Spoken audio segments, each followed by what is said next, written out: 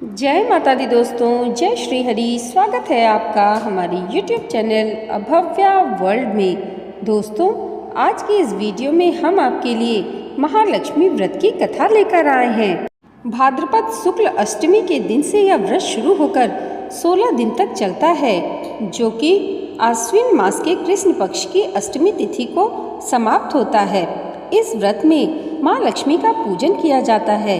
इस व्रत को करने से सुख समृद्धि और धन की प्राप्ति होती है। तो दोस्तों, आइए माँ लक्ष्मी का ध्यान करते हुए सुनते हैं महालक्ष्मी व्रत की कथा। महाभारत काल के दौरान एक बार महर्षि वेद व्यास जी ने हस्तिनापुर का भ्रमण किया।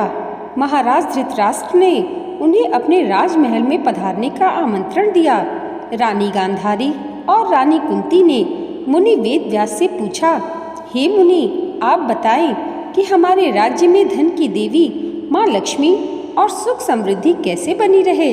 यह सुनकर वेद व्यास जी ने कहा कि यदि आप अपने राज्य में सुख समृद्धि चाहते हैं तो प्रतिवर्ष अश्विन कृष्ण अष्टमी को विधिवत श्री महालक्ष्मी जी का व्रत करें। मुनि की बात सुनकर कुंती और गांधारी दोनों ने महालक्ष्मी व्रत करने का संकल्प लिया। रानी गांधारी ने अपने राजमहल के आंगन में 100 पुत्रों की मदद से विशालकाय गज का निर्माण कराया और नगर की सभी स्त्रियों को पूजन के लिए आमंत्रित किया, परंतु रानी कुंती को निमंत्रण नहीं भेजा। जब सभी महिलाएं गांधारी के राजमहल में पूजन करने के लिए जाने लगीं, तो कुंती उदास हो गईं। माता को दुखी देखकर पांचों पांडवों ने पूछा कि माता, आप उदास क्यों हैं? तब कुंती ने सारी बात बता दी। इस पर अर्जुन ने कहा कि माता, आप महालक्ष्मी पूजन की तैयारी कीजिए, मैं आपके लिए हाथी लेकर आता हूँ। ऐसा कहकर अर्जुन इंद्र के पास गए और इंद्रलोक से अपनी माता के लिए ऐरावत हाथी लेकर आए। जब नगर की महिलाओं को पता चला कि रानी कुंती के महल में स्वर्ग से ऐरावत हाथी आया है, तो सारे नगर में शोर मच गया। हाथी को देखने के लिए पूरा नगर एकत्र हो गया और सभी विवाहित महिलाओं ने विधि विधान से महालक्ष्मी का पूजन किया। पौराणिक मान्यता है कि इस व्रत की कहानी को 16 बार कहा जाता है और हर चीज या पूजन सामग्री 16 बार चढ़ाई जाती है। दोस्तों, महालक्ष्मी व्रत की इस कथा के अलावा 2 कथाएं और प्रचलित हैं, तो आइए सुनते हैं महालक्ष्मी व्रत की दूसरी पौराणिक कथा। पौराणिक कथनानुसार प्राचीन काल में एक बार एक गांव में गरीब ब्राह्मण रहता था। वह भगवान विष्णु का परम भक्त था। एक दिन उसकी भक्ति से खुश होकर भगवान विष्णु ने उसे दर्शन दिए और मनचाहा वरदान मांगने को कहा। ब्राह्मण ने कहा कि उसके घर में हमेशा लक्ष्मी का वास हो। इस इच्छा को जानने के बाद विष्णु जी ने कहा कि उसे लक्ष्मी तो प्राप्त हो सकती है, लेकिन उसके लिए उसे थोड़ा प्रयत्न करना होगा। भगवान विष्णु ने कहा कि मंदिर के सामने एक स्त्री रोज आती है और यहाँ आकर उपले थापती है। तुम बस अपने घर उन्हें आने का निमंत्रण देना। वह स्त्री ही देवी माँ लक्ष्मी है। अगर वह स्त्री तुम्हारे घर आती है तो तुम्हारा घर धन धान्य से भर जाएगा। इतना कहकर भगवान विष्णु अदृश्य हो गए। अगले दिन सुबह 4 बजे ब्राह्मण मंदिर के सामने बैठ गया और जब धन की देवी माँ लक्ष्मी उपले पाथने आईं, तो ब्राह्मण ने उन्हें अपने घर में आने का निवेदन किया। ब्राह्मण के वक्तव्य को सुनकर लक्ष्मी जी समझ गईं कि ये सब विष्णु जी का किया धराया है। माता लक्ष्मी ने कहा कि तुम 16 दिन तक महालक्ष्मी व्रत की विधि पूर्वक पूजा करो और रात दिन चंद्रमा को अर्घ्य दो, तो मैं तुम्हारे घर आऊंगी। देवी के कहे अनुसार ब्राह्मण ने देवी का व्रत एवं पूजन किया और उत्तर दिशा की ओर मुख करके लक्ष्मी जी को पुकारा। अपने वचन को पूरा करने के लिए धन की देवी माँ लक्ष्मी प्रकट हुई और उन्होंने गरीब ब्राह्मण के हर कष्ट को दूर किया और उसके घर को सुख संपत्ति से भर दिया। बोलिए माता लक्ष्मी की जय। दोस्तों, आइए अब सुनते हैं महालक्ष्मी व्रत की तीसरी पौराणिक कथा। पौराणिक कथनानुसार एक बार भगवान विष्णु मृत्युलोक यानी भूलोक में गमन करने के लिए निकल पड़े। माता लक्ष्मी ने भी निवेदन किया कि वह भी उनके साथ आना चाहती हैं।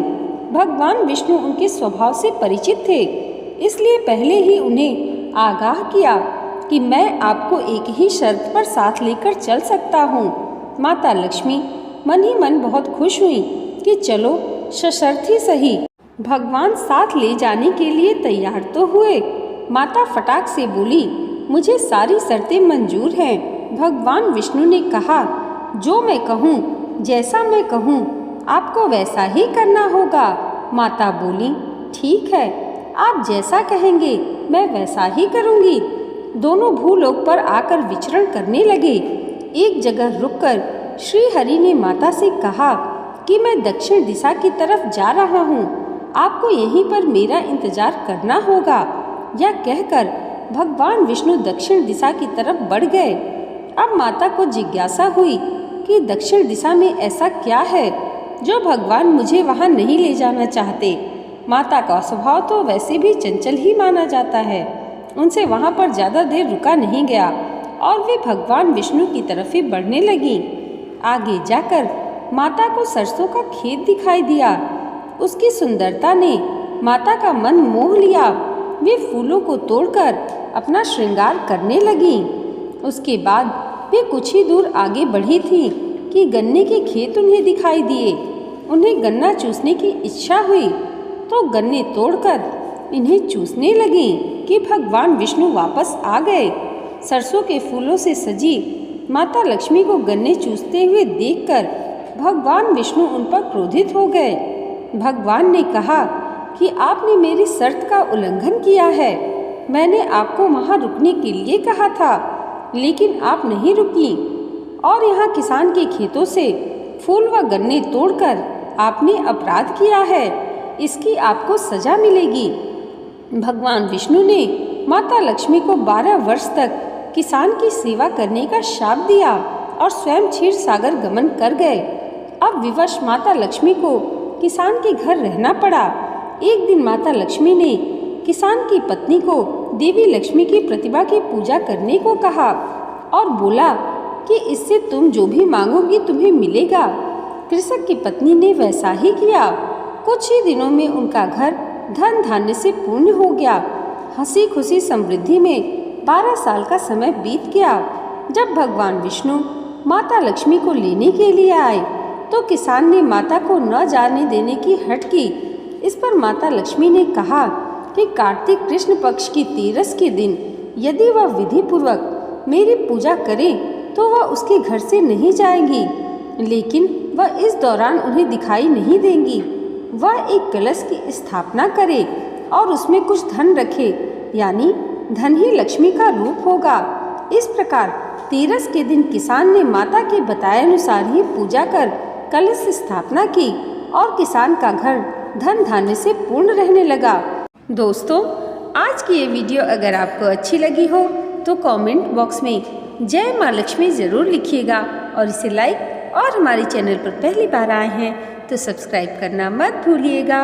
भगवान विष्णु और माता लक्ष्मी की कृपा आप सबके जीवन पर सदैव ऐसे ही बनी रहे, इसी मंगल कामना के साथ मिलते हैं अगले वीडियो में। तब तक के लिए जय माता दी, जय श्री हरि।